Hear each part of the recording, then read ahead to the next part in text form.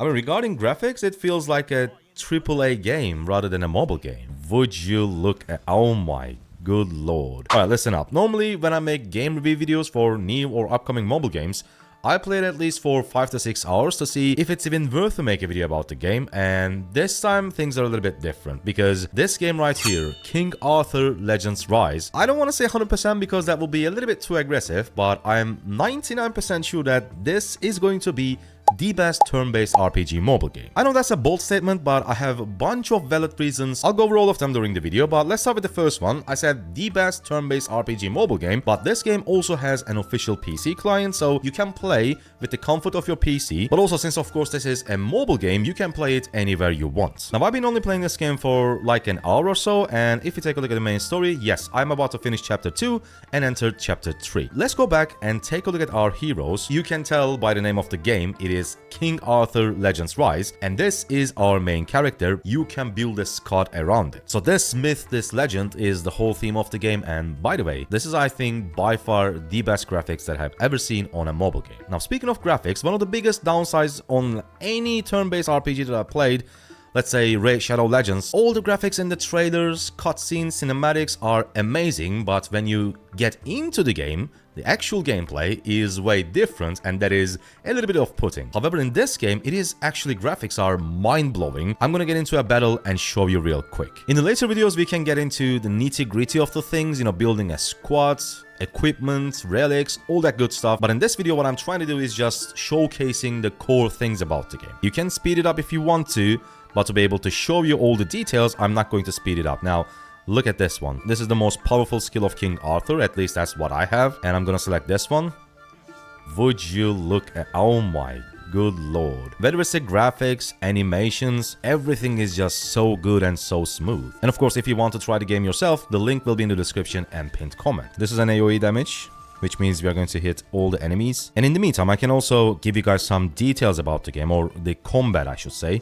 There is a counter system. If you see these little icons on the left side of the health bars, for example on King Arthur we have the red icon, these two are blue, and this one for example is green. It's the counter system that we have in the game. Some elements are going to deal more damage to others or take less damage based on the elemental type of the enemy that you are attacking. And if you want to, let's say your squad is extremely powerful, you can just click on it and it's going to like auto finish the level. Let's actually just watch it. He's going to die anyways.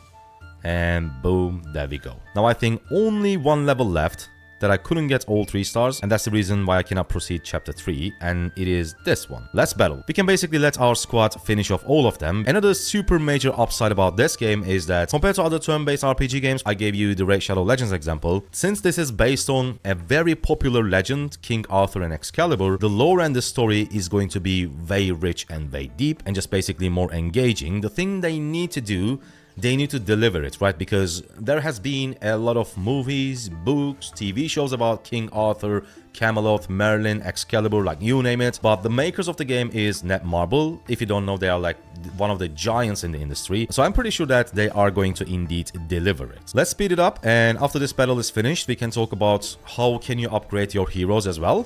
And I think this should be the last one. There we go. And one more thing that I would like to mention to show you the strategy side of the things, like the details of the game. If we click on it, it says environmental element relation. In battle, depending on environment element, critical strike damage will increase by 30%, attack speed will increase by 10%, and damage taken will decrease by 5%. So in the later stages of the game, when you're just trying to min-max the performance of your squad, of your army, you will of course need to pay attention to the environment and adjust your squad based on that. Now before we move on to the next chapter, let me show you how can you upgrade your heroes, the equipment and all that. All we need to do is to click on this heroes icon, and then it will bring out the heroes page. And here when you click on it, you can basically see everyone that you own at that moment. Let's stay on King Arthur. As you can see, it is level 10 out of 10. This means we can upgrade it by clicking on this hero power up, click on advance. It's going to cost us some common mana orbs, but that is fine. I'm gonna try to upgrade my King Arthur as much as I can. Now since we upgraded it 1 star, it's not going to cost us common mana orbs, it's going to cost us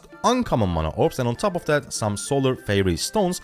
So every time you start it up to the next level, it will require you to obtain different things so that you can upgrade it even further. There's also something called chivalry, which is bunch of oats basically. They will give you a lot of buffs. So that's another way to upgrade your hero. And if you take a look at the bottom left, you can see the specialities of your hero. For example, that's the thing about the environment that I mentioned. Heroes that prefer day will receive environmental effects, so King Arthur is the best use when it is sunny. Now go back real quick and take a look at the equipment. I just played 2 chapters and pretty much put every single thing that I got on my heroes, mainly King Arthur of course, and relics.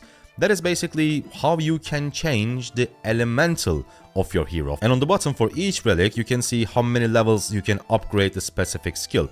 For example, for the third one, which costs 3 vigor, that is the thing that you need to spend in the game when you're fighting. I'm gonna show you that as well, but it goes all the way up to level 5. However, if you go to this one, you can take it to level 6, or this one again level 6. And here we have the hero overview. It even says its age, height, species, and if you again click on the relic info, it shows us Excalibur is flame relic, Regal Roar is frost, and the last one is a storm relic. And all these things, that's only for one hero. Remember, you need to build the whole squad, so this game has a lot to offer. And if you want to know all the details about the heroes, you can simply click on this info icon, and this screen basically provides you every single information that you need. And last but not least, for my fellow hardcore players who wants to min-max every single hero, you can just simply click on this and then this, and you'll be able to see pretty much everything about your hero, whether it's their stats, effect accuracy, evasion, hit accuracy, pierce, endurance, recovery, everything, the percentage, what you get from relic, what you get from boost, equipment. This screen, like, you can spend hours just looking at this. Now let's also head over to a dungeon before we finish the video, and let's see if we can beat it. I mean, I don't think I'll be able to do that, but oh my... Okay, looks like you cannot just head over to dungeons after playing the game for an hour, which is, I guess, understandable. Now let's do some battles that actually fits or matches to our actual power.